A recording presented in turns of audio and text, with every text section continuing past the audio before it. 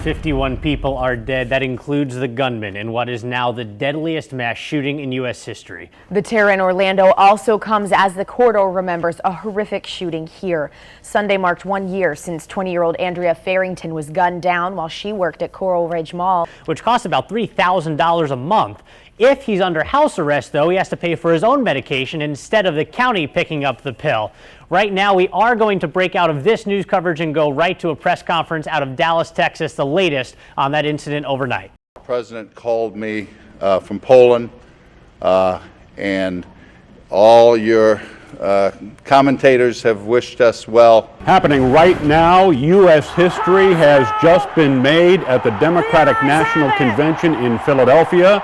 That is where delegates have just voted to make Hillary Clinton the first female presidential nominee of a major political party. Right now on CBS 2 News at 6, you're taking a live look inside the DoubleTree in downtown Cedar Rapids, where in a couple of hours, Republican presidential candidate Donald Trump is scheduled to speak to voters. Trump is planning to speak at the DoubleTree Convention Complex right before Hillary Clinton accepts her party's nomination in Philadelphia. CBS 2 News political reporter and host of Iowa in Focus, Kevin Barry, kicks off our team coverage from inside the rally venue. Even before the nightclub shooting, it was already a tragic weekend in Orlando. Breaking news overnight, 5 police officers are dead in Dallas, Texas. 12 officers have been hit. A Native American tribe is now suing the Army Corps of Engineers over the Dakota Access Oil Pipeline. The Standing Rock Sioux tribe worries a spill could hurt the reservation's drinking water and sacred sites. We'll be able to hear both of their messages tonight. For now, though, we go outside the DoubleTree Convention Center. That's where Dora Miller is standing by with the protesters outside. Protesters have expressed many concerns over Donald Trump being the Republican nominee. We're right in the thick of protesters now. No matter who you're supporting right now, there's no denying the history-making significance of tonight's event in Philadelphia. Hillary Clinton will become the first woman to accept a major party's nomination for U.S. president. Now, on this late edition of the CBS 2 News 10 at 10, the men's college basketball season officially comes to an end in Iowa. As you saw right here on CBS 2 earlier this evening, there was no magic in Chicago for the Cyclones. Iowa State fell to Virginia tonight, ending their run in the NCAA tournament.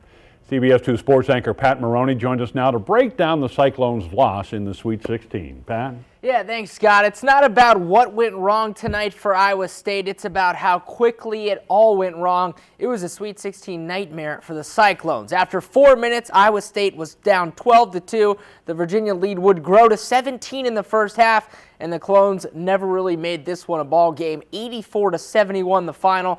The ride ends here for Steve Prohm's team. CBS 2 sports anchor Zach Hanley is in Chicago. He just spoke with the Cyclones. What's the mood like, Zach? Pat, obviously the Cyclone locker room was in a disappointment state, but they weren't talking about how they trailed by as many as double digits through most of the game. They were talking about how proud they were of how they never quit fighting against Virginia or throughout the season. Losing's never fun, but I'd rather go out fighting with my brothers. I mean, the better team won tonight. I feel like we didn't play Iowa State basketball tonight, and it showed. I mean, they're a good team, but I don't feel like we matched their good. I think we was three notches under our good. Obviously, this isn't where we wanted to finish, and that's always going to leave a bitter taste in our mouths. But the fact that we got to this point is impressive, and we'll all walk out of here with our heads held high because of that. What this journey has meant to me and everything that I've been through, I wouldn't trade it for the world. Obviously, thank you to everyone that's a part of this for making my career here so special. Now, Niang obviously pretty emotional after his last game in the Cyclone uniform, but he told the team, use this as a stepping stone for next season. So the players obviously emotional. We bring in Mia O'Brien. How were the fans after this one? Obviously also pretty emotional, Zach. The finger of blame was laid on that early deficit as well as the refs, but the finger was also pointed towards the future, as there's still a lot of optimism of what's to come in the Prohm era out in Ames. We got down too early, too quick, and then just never dug back out of it. The refs handing them the game, I think that that had a bit of an issue as well. The refs were horrible. I think we'll be looking pretty good next year, too. So. Naz Long, come back. We need you. Nazy J. Long. Let's go. What are you thinking during that game, buddy?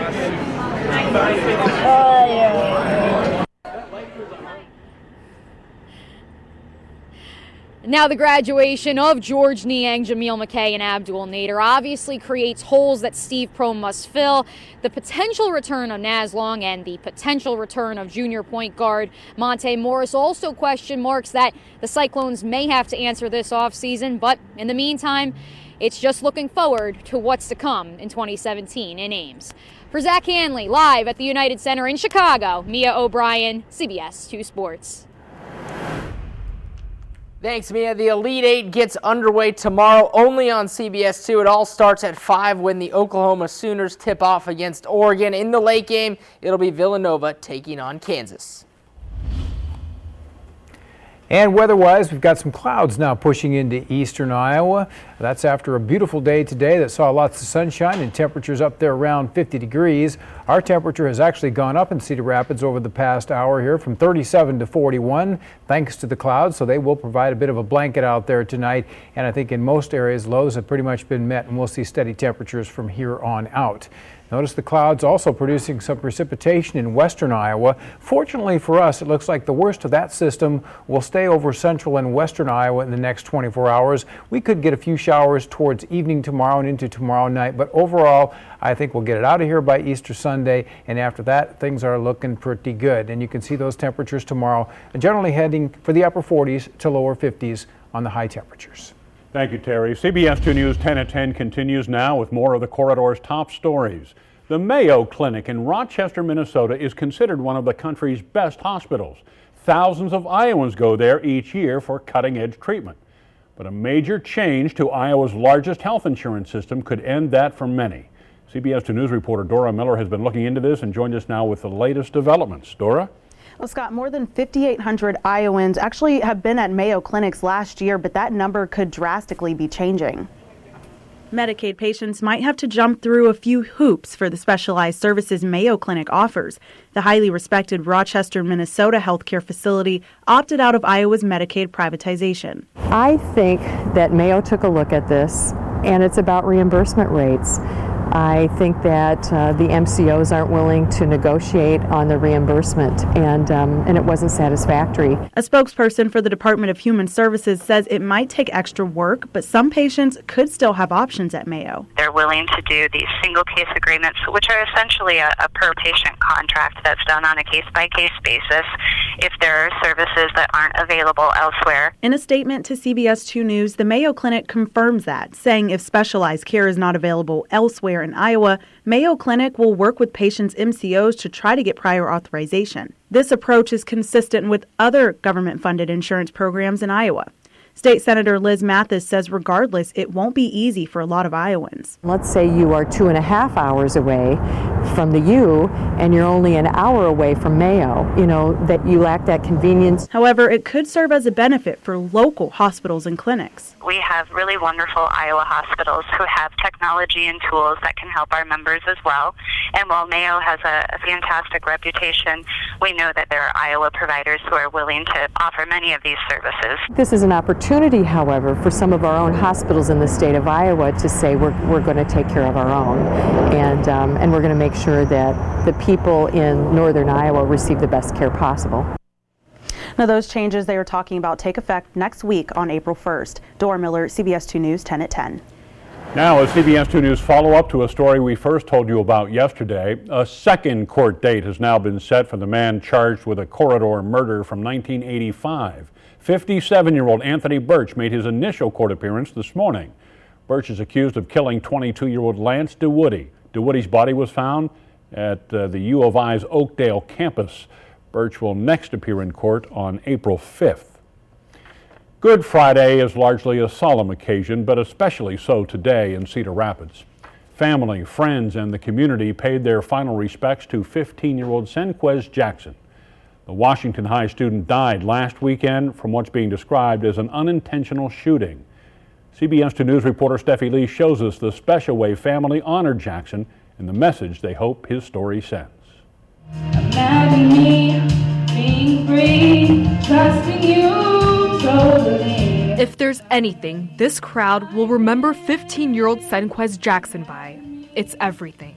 Senquez's heart and his smile, and he maybe had more gratitude than any child I've ever met. A loving son, brother, friend, and star basketball player. One by one, family and friends paid powerful tributes. But he knows that you are the most valuable player. And shared messages using his love for the sport, each with a letter from his nickname. When you have questions, ask.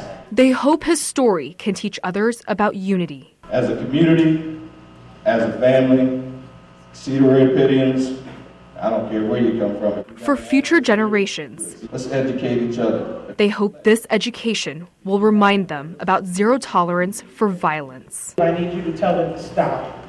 Parents, community members, when you see other people's children doing something that is destructive, I need you to parent them like they are your own. If we can get there, everything will be good. The last letter in his nickname.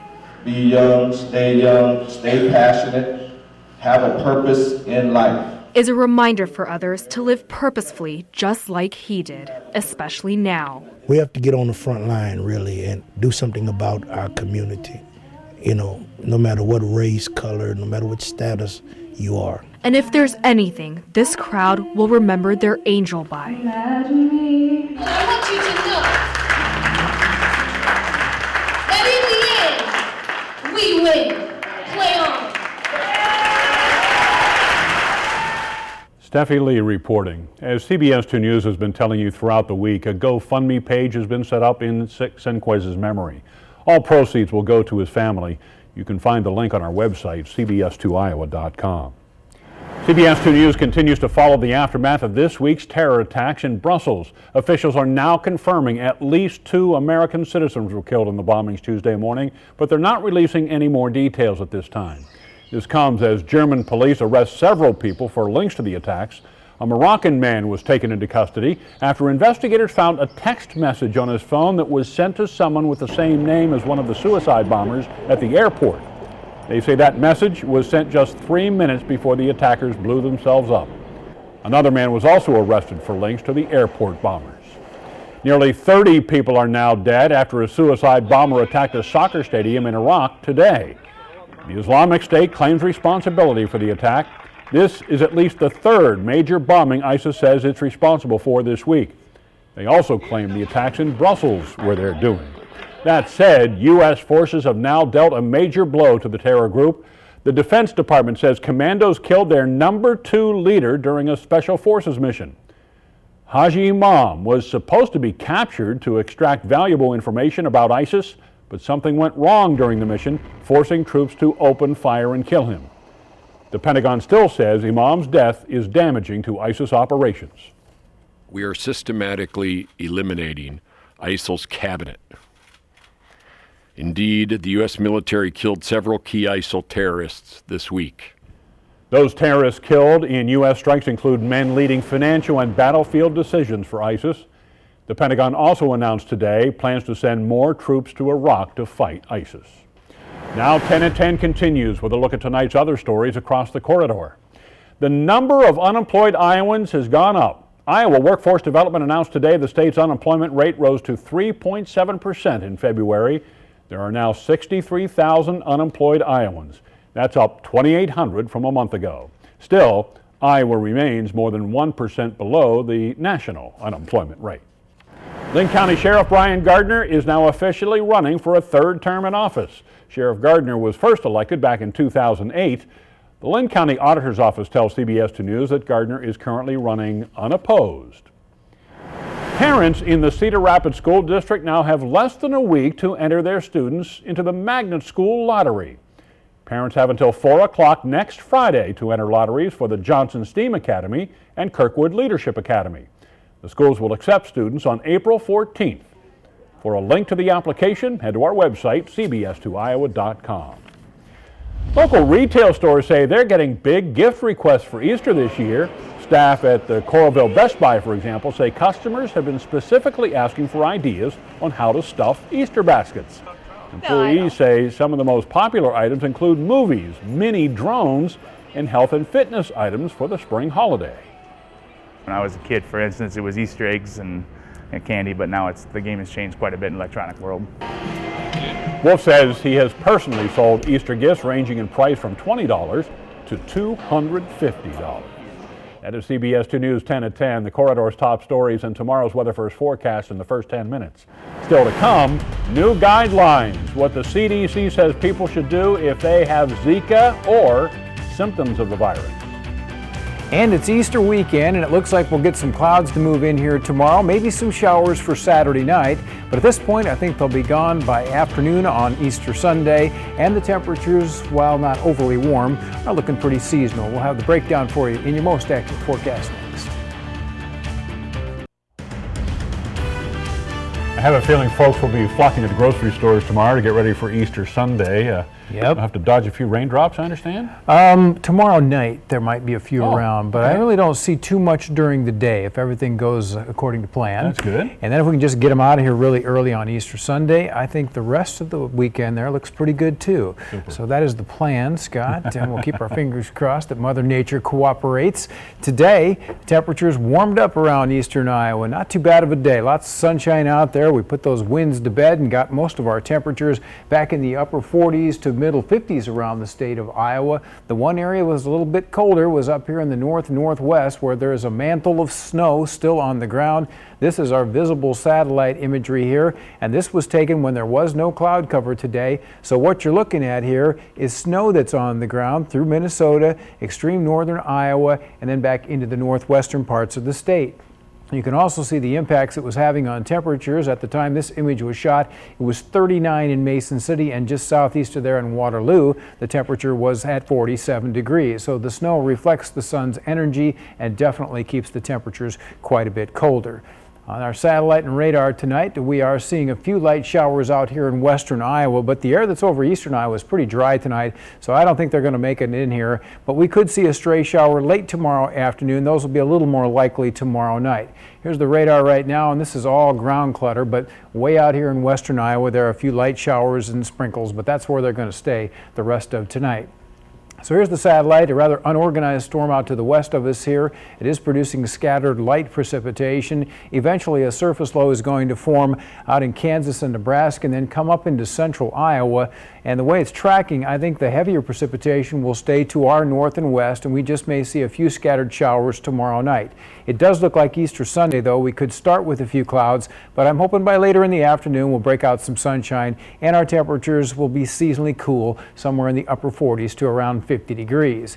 Next week, I am expecting some warmer temperatures. A strong front's going to develop to the northwest of us and pull temperatures up into the 60s Monday, Tuesday, and Wednesday. And then a powerful front should come across the Midwest Wednesday with some thunderstorms. And it sure looks like a cold snap after that, with temperatures well below normal by the time we get to next weekend. And I'm talking temperatures that could be in the 30s for highs in some parts of eastern Iowa. So our predictor tonight is showing some scattered clouds around, but nothing in the way of rainfall. And really, that's the way it should stay through most of tomorrow. It would be late in the afternoon or especially towards evening when a few light showers might develop. So tonight, look for temperatures to be pretty steady from here on out. Readings upper 30s to lower 40s. Then going into tomorrow, temperatures back in the 50s in most locations. And there's just an outside chance of a late day shower. A few more of those tomorrow night. They should be gone for Easter Sunday. Temperatures warm up next week into the 60s. And then we start cooling off dramatically by Thursday and Friday of next week, Scott. Thanks a lot, Terry. Next on CBS 2 News, Supreme Opinion, where Americans now stand regarding the battle over America's highest court. Right now, 9 people are facing charges after a deadly street brawl in Georgia. A warning, some of the video you're about to see may be hard to watch. The fight broke out last Friday in a small town near Augusta. Witnesses say as many as 50 people were involved, with some wielding baseball bats and knives. The brawl intensified when a car jumped a curb and nearly hit a person in a yard. An 18-year-old died after he was stabbed in the neck. Police say the victim wasn't even involved in the fight. If any good going to come out of this case is that we're going to show you that every person who is involved in this type of foolish behavior are going to be charged with the most severe crime that we can possibly charge them with. The 9 people charged include some who are still in high school. There are new guidelines tonight for the Zika virus. The CDC now says women who have Zika or symptoms should wait at least 8 weeks after symptoms first appear to try and get pregnant. Men are also asked to wait at least 6 months to have unprotected sex. The CDC says the change in guidelines comes as their focus turns from pregnant women to all people with Zika. Chicago is seeing more cases of dog flu. Several animal shelters report a resurgence of the illness that also hit the city last year. One group has halted dog adoptions and shut down adoption centers in response. Experts say most dogs will recover and there is a vaccine available. If you're concerned about the health of your pet, the best advice is to talk to your local vet. In Vote 2016 news tonight, Democrats in 3 states right now are getting ready to caucus tomorrow. More than 140 delegates are on the table. The main prize for Hillary Clinton and Bernie Sanders will be Washington, a state that carries 101 of those delegates. Polls show Sanders could take that state along with Alaska and Hawaii, but he would need to win by big margins to cut into Clinton's delegate lead. If all superdelegates stay committed, she's just 700 away from securing the Democratic nomination.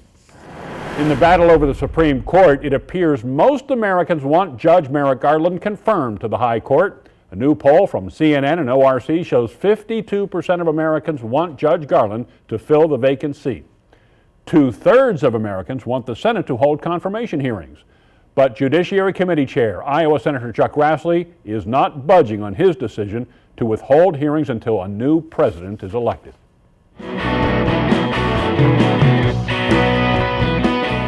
At least 500,000 people were on hand tonight as the Rolling Stones played their first ever concert in Cuba. Some people slept outside overnight to get their chance to see the Stones for this free show. This performance marks a symbolic turn in Cuba's relationship with rock and roll. For years, music from bands like the Rolling Stones was banned in the communist nation. Coming up in sports, Iowa baseball starts a weekend series with a Big Ten foe. Highlights from the Diamond next on CBS 2. And now, CBS 2 Sports with Pat Maroney. Iowa State has all the ingredients of an elite basketball program, but they've only made one appearance in the Elite Eight, and it's going to stay that way for at least another year. The Cyclone run ends in the Sweet 16. It was all Virginia tonight at the United Center, 84-71. George Niang put together a monster line in his final college game, but it wasn't nearly enough. The Cyclones go down. This one is hard to swallow. Marion native Marcus Page is trying to wrap up his senior season at North Carolina with an appearance in the Final Four, and the Tar Heels are one step closer. They beat the Hoosiers 101-86. Page hit 6 threes in the win. It was a big day at the ballpark in Iowa City. After an uneven non-conference season, the Hawks stepped up to the plate in the Big Ten. It's the conference opener from Dwayne Banks Field against Maryland. Second inning, Iowa down 1-0, and Robert Newstrom changes that with one swing. He goes opposite field, off the wall and left.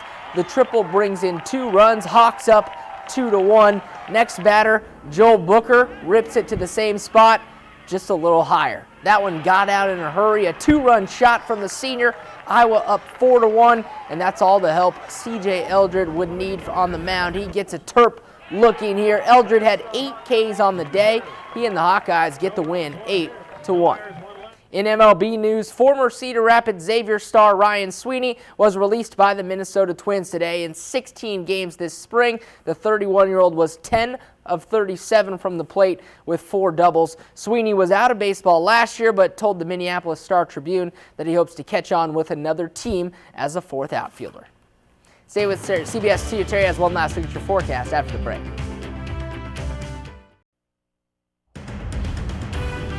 Okay, we're going to leave you with this one. A Texas man bought a bottle of Hidden Valley Ranch for $1,000. Josh Tipton bought it from a pizza place which only allows customers there to use ranch if they're willing to pay $1,000. The bottle Josh bought has been kept in a glass case there for at least 5 years. He doesn't plan to use the ranch, but the money he spent will be used to help a nearby animal shelter. So that's the deal. That's the hook. There you go. Okay, well, Yeah. all right, whatever it takes to get her done.